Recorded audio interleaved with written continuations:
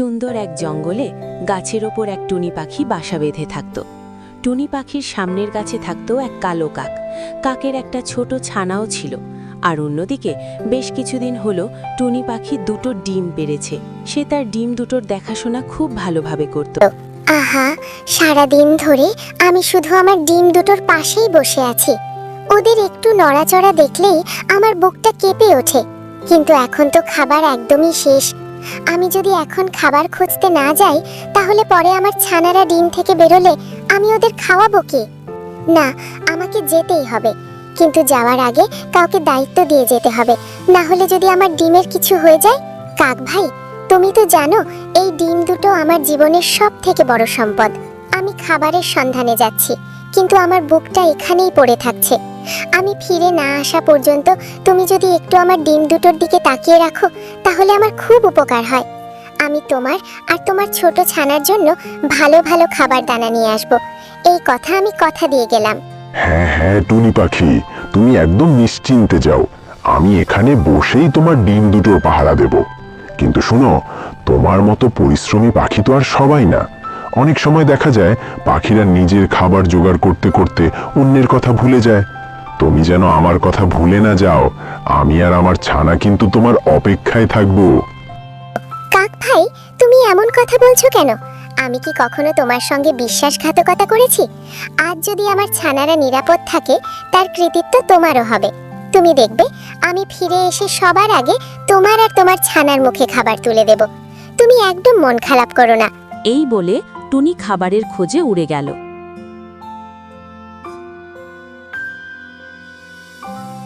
ওরে বাবা, এই ডিম দুটো এত জোরে জোরে নড়ছে কেন? এটা তো কোনো সাধারণ ব্যাপার না। মানে কি টুনির ছানারা বেরোতে চলেছে? যদি এখনই ডিম ফেটে যায় আর ছানারা নিচে পড়ে যায়, তাহলে টুনি ফিরে এসে আমাকে ছাড়বে না। না না, আমাকে এখনই ওর বাসায় যেতে হবে। এটা দায়িত্বের ব্যাপার। আরে বাহ, টুনির ছানাগুলো দেখতে কত সুন্দর, কত নরম, কত মিষ্টি। আর আমার ছানা জন্ম থেকেই কালো, আজ বড় হলেও কালোই আছে। জানি না বিধাতা আমাদের কাকদের এভাবে কেন বানালেন। দেখতে সুন্দর না হলে কি মায়ের ভালোবাসা কম হয়? তবু মনটা যে মানে না। টুনি ফিরে এসে দেখে তার ডিম ফুটে দুটো বাচ্চা বের হয়েছে। হা হা, আমার ডিম ফুটে গেছে। এই যে আমার জীবনের সবচেয়ে সুন্দর মুহূর্ত। কাক ভাই, আজ তুমি যদি এখানে না থাকতে, তাহলে কি জানে কি হয়ে যেত। তুমি আমার ছানাদের নিজের সন্তানের মতো আগলে রেখেছো। এই খাবার দানা শুধু খাবার না, এটা আমার কৃতজ্ঞতার চিহ্ন। আহা, এই টুনি পাখির পাশে থাকলে খাবারের কোনো চিন্তাই নেই। ও পরিশ্রম করে আর আমি আরামে খাই। যদিও সব সময় এমনই আমাকে খাবার দেয়, তাহলে আমাকে আর কষ্ট করতে হবে না। দেখা যাক এই সুযোগ কতদিন কাজে লাগানো যায়।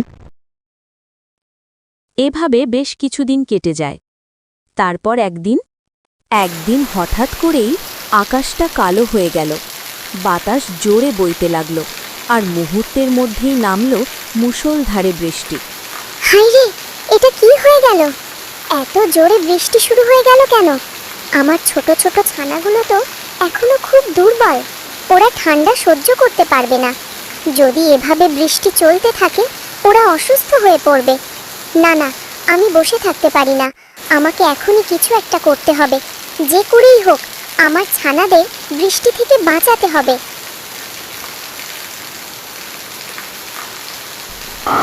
বৃষ্টি তো খুব জোরে হচ্ছে, কিন্তু টুনি তো খুব বুদ্ধিমান পাখি। সে নিশ্চয়ই বৃষ্টি থেকে বাঁচার কোনো ব্যবস্থা করবে। আমি কেন অকারণে চিন্তা করব? ও যখন কিছু করবে, তখন আমি গিয়ে ওর পাশেই আশ্রয় নেব। অন্যের পরিশ্রমে বাঁচা, এই তো আরামের জীবন। আমি আর এক মুহূর্ত দেরি করতে পারি না। এই বৃষ্টির মধ্যেই আমাকে কিছু খুঁজতে হবে। হয়তো কোথাও কোনো বড় পাতা কিংবা কোনো নিরাপদ আশ্রয় পাওয়া যাবে। ভিজে দিলেও সমস্যা নেই, শুধু আমার ছানারা যেন নিরাপদ থাকে, এইটাই আমার একমাত্র চিন্তা। বৃষ্টি ভেজা মাটির ওপর উঠতে উঠতে হঠাৎ টুনির চোখে পড়ল এক আশ্চর্য জিনিস। আরে বাহ, এটা তো একটা ছাতা। এটা যদি আমি আমার বাসার উপর লাগিয়ে দিতে পারি, তাহলে বৃষ্টির এক ফোঁটা পানিও আমার ছানাদের গায়ে পড়বে না। এটাই তো আমার ছানাদের রক্ষা করার উপায়। দেখলে টুনি, সমস্যা এলেই ভয় পেলে চলবে না, বুদ্ধি খাটাতে জানতে হবে। এই ছাতাটাই আজ আমার আর আমার ছানাদের জীবন বাঁচাবে। টুনি খুব কষ্ট করে ছাতাটা তুলে নিল। বৃষ্টির মধ্যে উড়ে এসে সে নিজের বাসার উপর ছাতাটা শক্ত করে লাগিয়ে দিল। অবশেষে পারলাম, এখন আর কোনো ভয় নেই।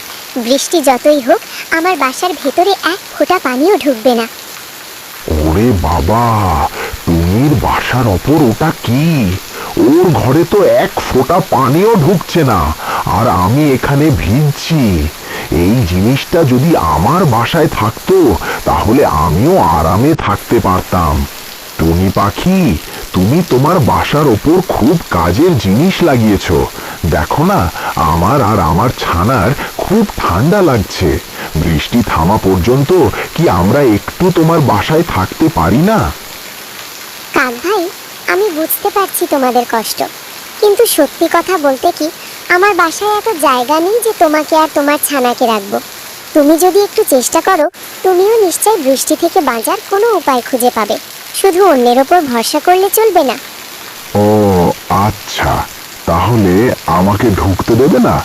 ঠিক আছে, এক কাজ করি, তুমি যখন খাবার খুঁজতে যাবে আমি তখন ওর বাসা থেকে ওই ছাতাটা খুলে এনে আমার বাসায় লাগিয়ে দেব। তখন দেখবো কে কাকে আটকায়। টুনি খাবারের খোঁজে উড়ে গেলে কাক অলস হয়ে বসে থেকে সুযোগ বুঝল। ওহো, তুমি দূরে চলে গেছে, এখনই সুযোগ। এই ছাতাটা যদি আমি আমার বাসায় লাগাই তাহলে আমি আর ভিজবো না। দেখি কতটা সুবিধা পেতে পারি। চুপি চুপি কাক ছাতাটা তুলে নিয়ে নিজ বাসায় লাগিয়ে নিল আর নিজে আরামে বসে থাকলো। আমার ছানারা ভিজছে, এই যে আমি নিরাপদে ছাতার নিচে আছি, ওদের কেন বৃষ্টি লাগছে? কাক ভাই, তুমি এটা ঠিক করনি। ছাতা তো আমার বাসার উপর ছিল, এভাবে তুমি কেমন করতে পারো? আমার ছোট ছোট ছানারা অসুস্থ হয়ে যেতে পারে। না না, আমাকে অবশ্যই ওদের বাঁচাতে হবে। টুনি তার ছানাদের নিয়ে উঁচু গাছের অন্য কোটরে গিয়ে আশ্রয় নিল।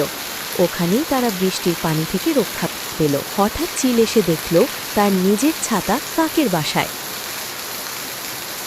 কাক, তুমি কি করেছো? আমার ছাতা চুরি করে তোমার বাসায় লাগিয়ে দিচ্ছ। আমি একদমও ক্ষমা করব না। এই কাজ তুমি একদম ঠিক করনি। চিল রেগে গিয়ে কাককে ঠোঁট দিয়ে মারতে শুরু করলো আর ছাতাটা নিয়ে নিজ বাসায় চলে গেল। আহা, এই যে দেখলাম সব কিছু নিজের জন্য চাইলে শেষ অবস্থায় এই হয়। আমি আর আমার ছানাও বৃষ্টিতে ভিজছি, আর আমার লোভে ছাতা নিলাম, শেষে আমি নিজেই কষ্টে পড়লাম।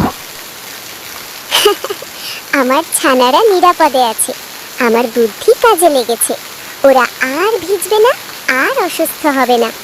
আমি খুশি যে আমার নিজের পরিশ্রমে আমি ওদের বাঁচাতে পেরেছি। এটাই সবচেয়ে বড় শান্তি। যখন নিজের দায়িত্ব নিজে নেবে, তখন কোনো বিপদও ভয় দেখাতে পারবে না। এই গল্প থেকে আমরা শিখি, কখনো অন্যের ওপর সম্পূর্ণ নির্ভরশীল হয়ে বসে থাকলে চলবে না। নিজের কাজ নিজেই করতে হবে।